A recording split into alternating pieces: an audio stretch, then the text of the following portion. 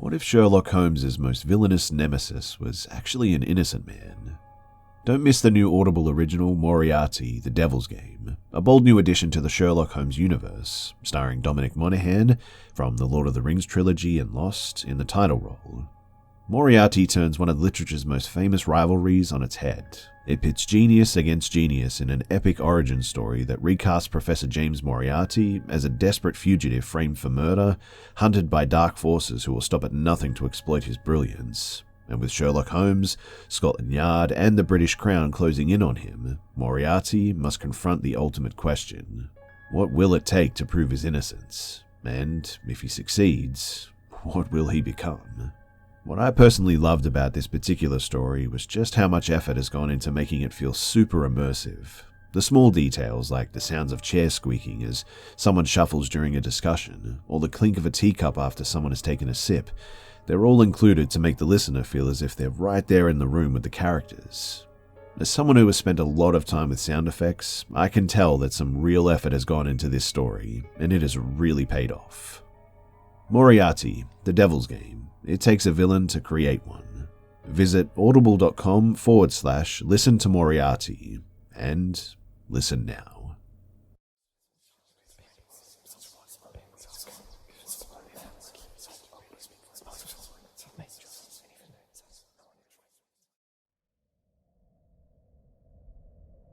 I'm a single mum of a 3-year-old little girl. I'm so blessed that I have the most amazing parents who live about 20 minutes away from me, who keep her when I need them to. I live in the city next to their rural area, and you have to go down a curvy wooded rural road to get to their house out in the country. Now, my little girl had spent the night with them the night before, and I headed out to their house the next day around lunchtime to eat with them and bring her back to our house. It was a pretty day, sunny, a lot of bikers out though, so I was on high alert driving there, as anyone speeding and not paying attention could easily hit a biker, which is a bit of a fear of mine. But I got there fine, ate lunch with them, and was headed back to my house driving on the rural road, which I know like the back of my hand at this point, and typically speed on, knowing when to slow down and take certain curves, etc. My little girl requested that I put on her favourite songs in the car, so I was kind of watching her sing as she sat on her car seat in the back of the car through my rearview mirror. As we drove back home, I caught a glimpse of something blue up ahead just in the edge of the woods near the road. I was going fast enough that the image didn't quite set in as I approached and then passed it. But right after passing it, my brain finally processed that it was a blue old car. It was flipped upside down and had also rammed into a tree. The road was empty with only one house near, and there weren't any ambulances or cars near, so at first I was like, what the heck? Truly, the wreck didn't look like it had just happened, but I knew something was wrong in my gut. I pulled my phone out and called 911 as I kept driving, not fully processing what had just happened. "This is 911, what's your emergency?" "Oh, hey, so I'm driving down the road near," and I gave them the road, "and I just passed a blue car flipped upside down. It looks like they may have ran into a tree. There wasn't anyone visible near the car and no other cars around. I'm not sure if I was the first person on the scene or what." "So what is your exact location? Is there a house close to the wreck? Try to find the nearest address. I'm sending an ambulance out now. Was anyone visibly hurt or present at the scene?" No, I didn't see anyone when I passed, but I'm really not sure. I didn't get a super good look if I'm being honest. I'm about 2 minutes down the road past the car now. Let me turn around and go back. I have my 3-year-old little girl in the car with me, just letting you know. I don't necessarily want her to see anything traumatizing, but I'll do what I need to do if I find anyone. The car looked super bad though. It's okay, but don't get out of your car, alright? Keep your doors locked, just see if you can find the nearest address and I'll stay on the phone with you the whole time. I turned around in the nearest driveway to me and drove back, speeding with my heart beating fast as I now realized someone clearly might be severely hurt and I just passed them by, not thinking that I was the first to arrive on the scene. I was scared but in action mode, ready to deal with what I was potentially about to see inside this vehicle. When I got to the house that I thought was closest to the wreck, the conversation picked up with the operator. "Okay, so I think I'm almost to the car now. I see a mailbox coming up right here. Hang on. Okay, it's and I gave her the road. This is the house, a little less than maybe a mile from the car, I would guess. I'm headed from and going towards, and again I gave her all the details. And I see a car right here coming up on my left, across from the sandpit looking area. It's a blue older 4-door car, I think. Okay, great. Well, an ambulance was just dispatched and it won't be long before they get there. Do you see anyone in or near the vehicle? What the... Wait, yeah. I see a man around 25 or 30. He's standing in the middle of the road. I pull up next to the man with the doors locked, rolled my window down with the phone still on my ear and 911 listening to me speak. I immediately say, "Oh my goodness, are you okay? Is that your car?" The guy is slurring his words a little, clearly very injured, but still standing and not in a critical condition.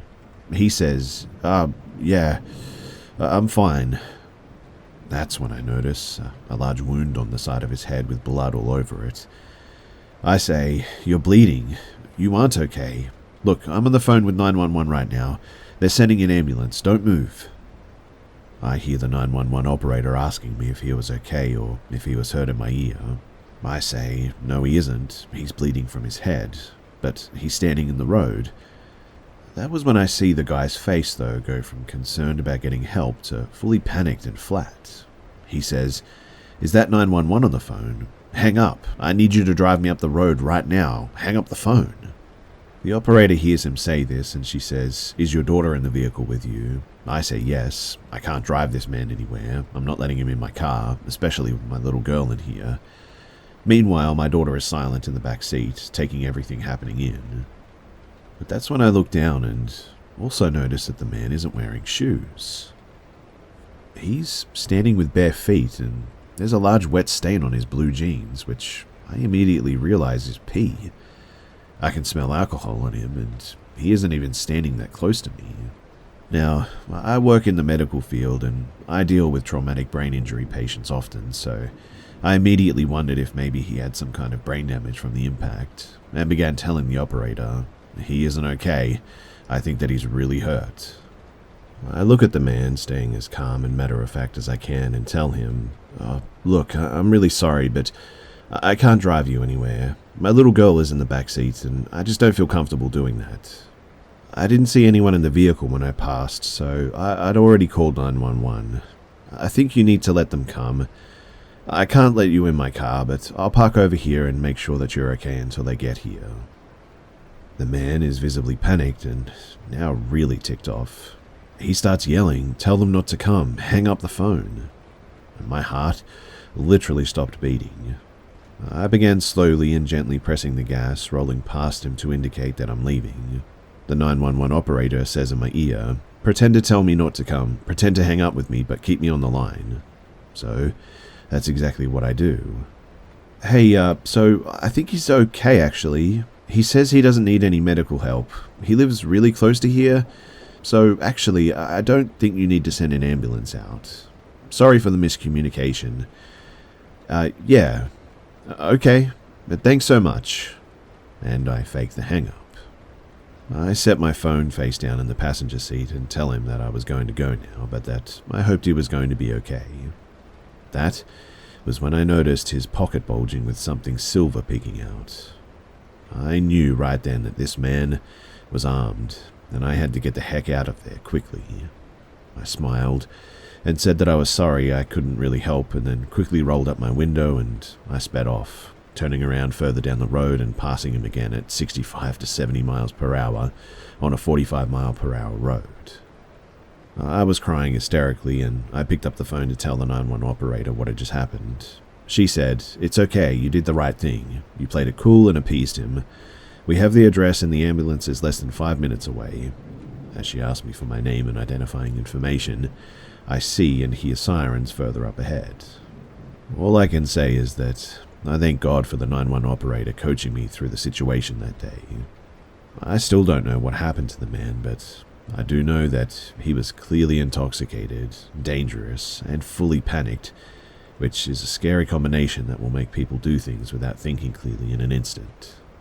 My little girl asked, "Mummy, was that man hurt? I saw a boo-boo on his head." I just said, "Yes, sweetie, he's okay. He did get a boo-boo, I think. He was playing and bumped into a tree, I guess. But a nurse is going to give him a band-aid, but I'm really glad that we could help him." She was satisfied and smiled, continued to listen to the music and sing when I turned the radio back on. It was a terrifying and creepy encounter, to say the least.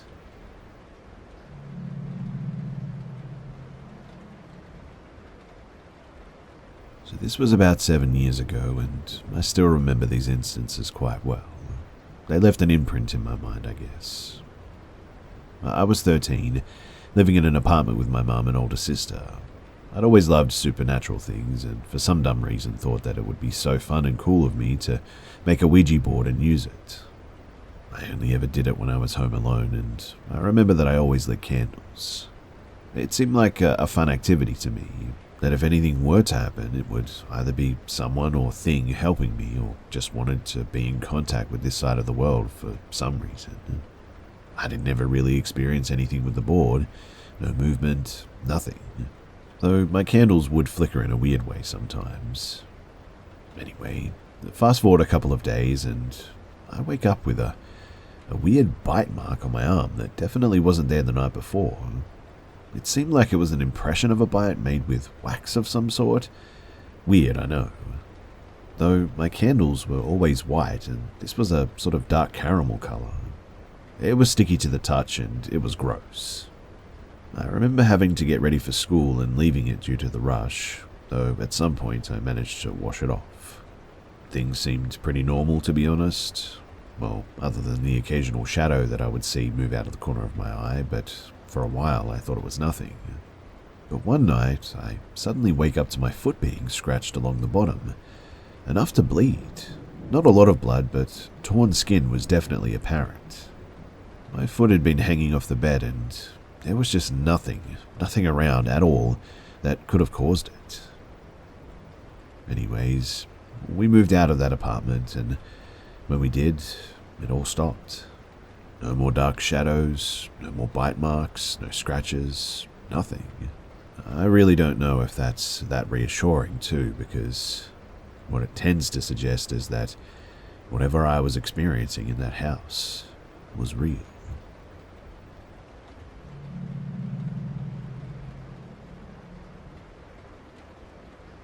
So my story comes when I first started dating my now husband.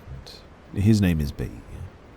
We were both 20 and his parents had asked that we stay over at their house to house sit while they were away on vacation for a few days. I readily agreed because I knew that they'd have no problem with me bringing my dog. But they paid for food and bought groceries and live closer to town than I do as well. So I was happy to do it, even when B had to work since I wasn't working at that time. It sounded super relaxing and was just what I needed at that time. And the first night went smoothly. It was a typical night. We had pizza and watched a movie, I think, and went to bed early because it was Sunday and B worked early the next day. I had a nightmare that night, but couldn't really remember it when I woke up. So it sort of made me anxious, but I couldn't put my finger on why. My dog Abby is an ESA, now retired since I have SD, and so she did her thing and was immensely helpful. I cleaned some, did some laundry for my mother-in-law since she was behind, and just sort of hung out. At some point I got a call around midday that B's cousin was dropping a dog off. There was a disagreement between her and her parents, and the dog was going to live with my in-laws from now on. And I thought, cool, I love that dog. Its name is Oakley. I was more than happy to take him in for them early. B came home and all was well. Now, my in-laws have an entertainment system and bar in their basement, so we decided to go downstairs to watch our favourite shows for the night. My Abby girl went down, but Oakley would just not go downstairs. Plain refused to at the top of the stairs. He was so freaked out about the situation, he started shaking harder than I've ever seen a dog shake. He was petrified. I finally told B that we should just stay upstairs. It was no big deal. And as we ate, I started to think about how Abby never let her guard down in the basement. She would always face the bathroom that they had down there and would never leave my side. She would stand in front of me, and a few times she even growled. But it's an old house, I guess, so I figured that maybe she was hearing the house moving or something. I went to sleep that night, and that was the night that I had the most real and petrifying nightmare that I have ever had in my life, still to this day. I was laying in the bed that I had fallen asleep in. I looked up, and then at the wall across from me, it was there.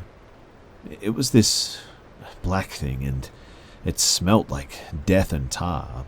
Extremely tall, bending in the middle to not hit its head. Its proportions were all wrong. Arms were way too long, legs too short, and angled sort of awkwardly. It had long black hair that looked wet with how it clumped together, black holes for eyes with blue lips. It was veiny and made an awkward sort of sucking noise when it breathed. It had both dull and sharp teeth, almost like some were broken or something. But the worst part, believe it or not, was its limp. It made this sort of thud and dragging noise while it walked towards me, laughing. And not a booming laugh, but sort of like an internal laugh. Like when you're trying not to show someone that you're laughing. But its maniacal smile gave it away. It was excited, and I was scared. I started trying to scream, and at some point, I must have woken up, but when I did, he was still there, still coming towards me. I couldn't move, couldn't breathe, and was sobbing. I kept trying to scream, but it felt like I had a piano laying on my chest. Oakley came running from the living room and let out a huge snarl. I finally screamed, and I was so frantic I screamed for my mum, since I thought that I couldn't get my husband's attention. But he flew up and turned on his side table light and looked at me, and when he did, it was gone. For a moment there, I honestly felt like I had just skirted by death. I called Oakley up on the bed, who was crying now and trying to get closer to me. He laid in my lap and essentially just hugged me.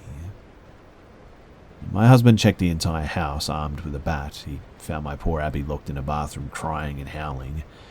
As she had been with Oakley when we went to sleep, so I'm really not sure why or how she got locked in there. Once let out, though, she came and immediately checked me out and traded places with Oakley. Oakley then went to look around with my husband. He checked everywhere with him, except the basement. He again refused to go down, so my husband did a quick check and found no one down there. When he came upstairs, I explained that I just had to leave. I just had to get away from that house for a while, so I took the dogs and we went out for an early morning food run. Then we drove for a bit. It was snowing like crazy and probably not my best idea, but I still felt safer than I had at that house. I did end up going back. The next night was my last night, so I just didn't sleep and stayed on the couch with the dogs laying on or near me. And I have never been so happy to leave somewhere, trust me. I no longer house sit for them, and they have heard the story. Don't get me wrong, I'm fine visiting for a few hours, but I can't do any more than that. I still feel watched too and stalked when I go there. You would think that his parents might find me a bit nutty, but the worst part of the whole thing is that when I told them, they weren't surprised. They knew exactly what I was talking about.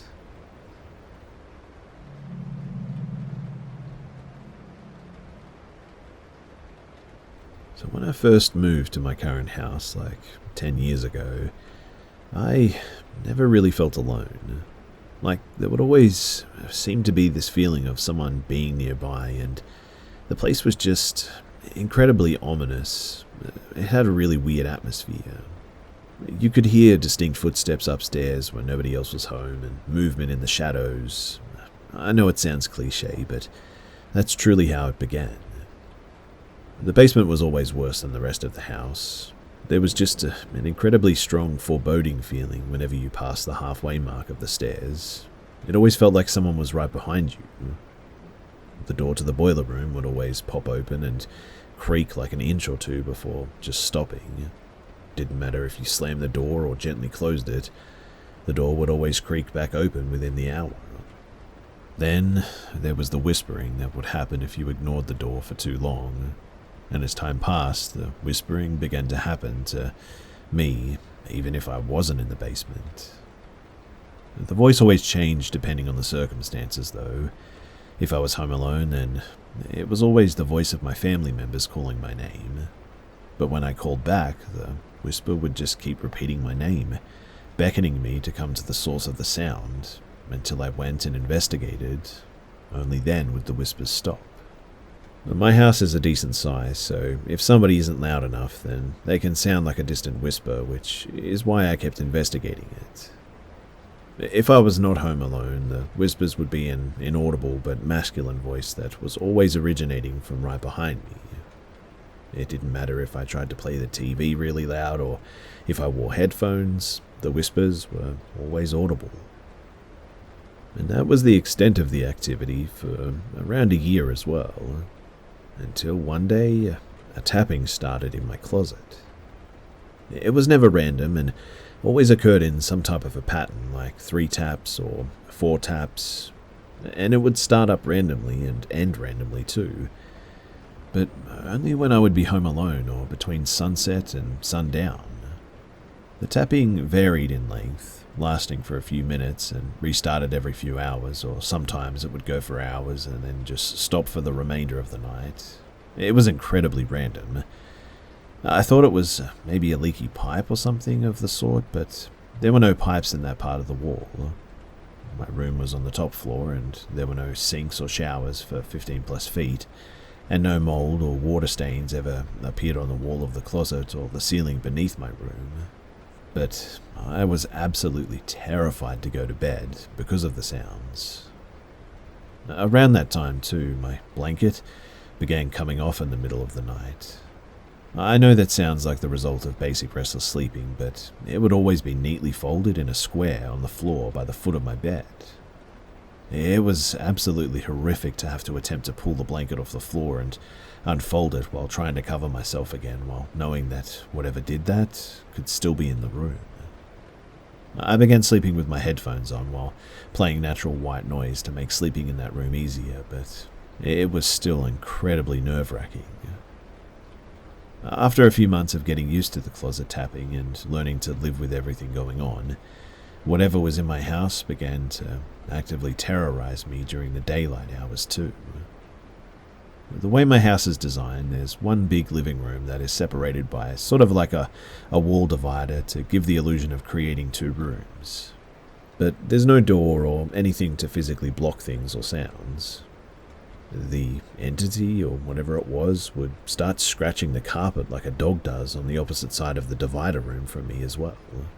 And then slowly the scratching would come over to right in front of where I was. It didn't matter if I was on the couch or in a chair, it would come right in front of me and scratch until I reacted. If I moved to a different seating spot, it would follow me too. If I ignored it, then it wouldn't stop. But I admit that the longest I tried to ignore it was only like 30 minutes, so maybe if I held out, then it would have stopped eventually.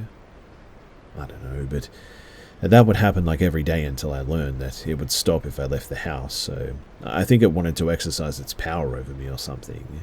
Like it was letting me know that it owned the house and I was simply being allowed to stay. But even if I left the house after the scratching, it would still happen again every 3 or 4 days like clockwork. I thought that I was absolutely crazy too, because no one else was experiencing things like this. Until one day when the scratching got too close to my dog, and he began to bark at it before running over to join me on the couch and growling at whatever it was as it got closer. I complained to my mum and siblings, told them that it didn't like the dogs and that I was scared to go home after school, but I used to have a very active imagination, so they would tell me to be quiet or stop talking crazy. My faith in my mum was absolutely shattered, and still has never truly recovered, after being dismissed so many times. All she would do was wave her hand and say, "In the name of Jesus, you're safe," and tell me to go away. After around 3 years of living in that house too, around a year after the scratching began, years after the closet tapping began, the tapping started happening in the closet at my father's house as well. So I'm pretty sure that whatever it was must have been attached to me for some reason. I tried praying. I tried never being home alone. I even forced myself to get rid of my imagination to end the terror, but nothing changed. In fact, it wasn't until my brother told my mum that he converted religions that my mother blessed the house with holy anointed oil. She dipped her finger in oil and put a cross on every doorway in the house to force out his evil spirits that made him doubt Christianity, but it finally actually stopped. The door opening, the shadows, the scratching, the whispers, they actually stopped that day. But the occasional ominous feeling and the footsteps both happen occasionally, and to be honest, I'm pretty fine with that. So, that's the background, but not too long ago, I feel like it's been picking up again. You see, I had my college dorm mate come home with me one day, since there were no flights back to his country due to them closing their borders, and he began investigating the occult while in my home. Not with a Ouija board or anything, just doing sort of like basic research and all that. And I don't know what happened, but maybe he sort of like reawakened something. While that roommate was still at my house, he began saying that he felt uncomfortable being alone in any room in that house and began walking around with headphones. After he left my house to stay elsewhere, the ominous feeling began to return more frequently than it has for like the past 6 or 7 years. I even began to see things dart around corners or move around in the dark really quick every now and then. But this time, it's more physical as well. You see, a little while after the activity began to pick up again, I was sleeping in my sister's old room alone, and something cold grazed my back. Obviously, I woke up, looked around, and after not seeing anything, I just laid back down. I assumed for some reason that it must have been the AC vent or something, but I was tired and forgot that the AC doesn't actually work in that room. Just as I was about to fall asleep again as well, it gently stroked my back again. That time, though, there was no mistaking it. It felt like 4 small, petite fingers glided across the entirety of my back from my shoulder to just a few inches above my butt. I immediately went under the blanket and it stopped, but I was awake by that point. I eventually calmed myself down by thinking about it, and I concluded that it was different from the haunting that I had as a child. Whatever touched me seemed, I don't know, feminine and almost caring or gentle, like it hadn't meant to frighten me. A few nights later, I began to hear footsteps leading up to the second bed in the room. After my sister left, we had a second bed in there, so the guests could stay over if they so desired and all that. And then the footsteps would stop before I heard sounds similar to someone sitting on the bed and adjusting themselves.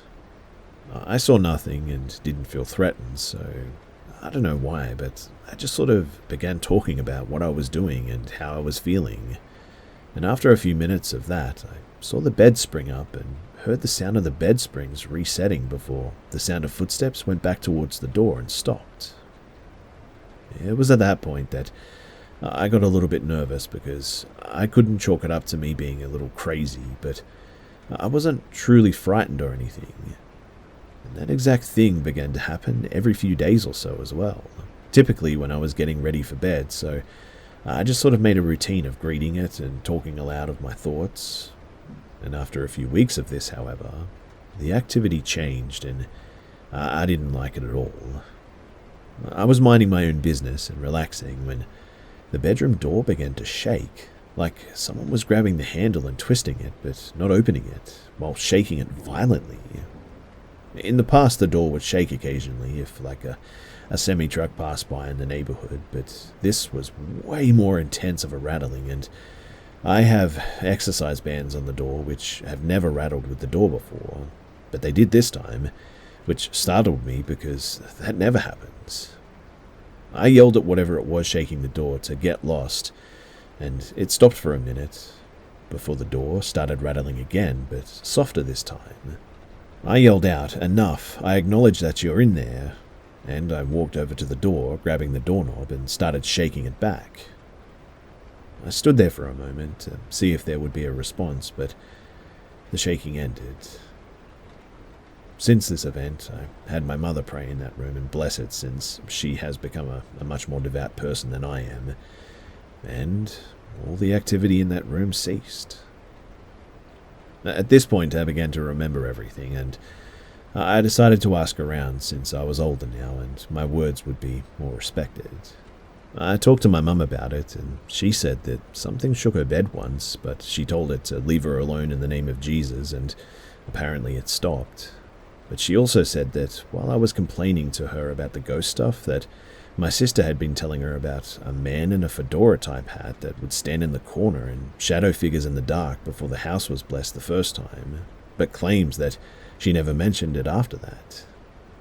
I have a theory, though, that maybe she had paranormal experiences that never went away, and that's what caused her to go off the deep end and start doing, illicit substances and running around the streets at all hours. Due to her past actions, I'm pretty low contact with that sister, but in my pursuit of answers, I am thinking about writing her a letter to ask her about all this. My other sister, however, claims that when she lived in the basement, that she hated being there alone because it felt like someone was always watching her, especially when she was in the shower or trying to sleep. She stayed out of the house as often as possible, or would have boys over just so that she wouldn't be home alone. And after around 6 months to a year, before I began spending a lot of my own time in the basement, she got pregnant and ended up moving out. She said that she never mentioned it to anyone because she didn't want to sound crazy or scare us, since my siblings and I were so much younger than her. My brother claims that he's experienced nothing and tries to, logic everything away, I guess. Which is a good thing, but if you confront him with undeniable proof or something happens when he was also present. We witnessed the carpet scratching once and ran upstairs before locking ourselves in our rooms. He will deny it ever happened and refuse to talk about it.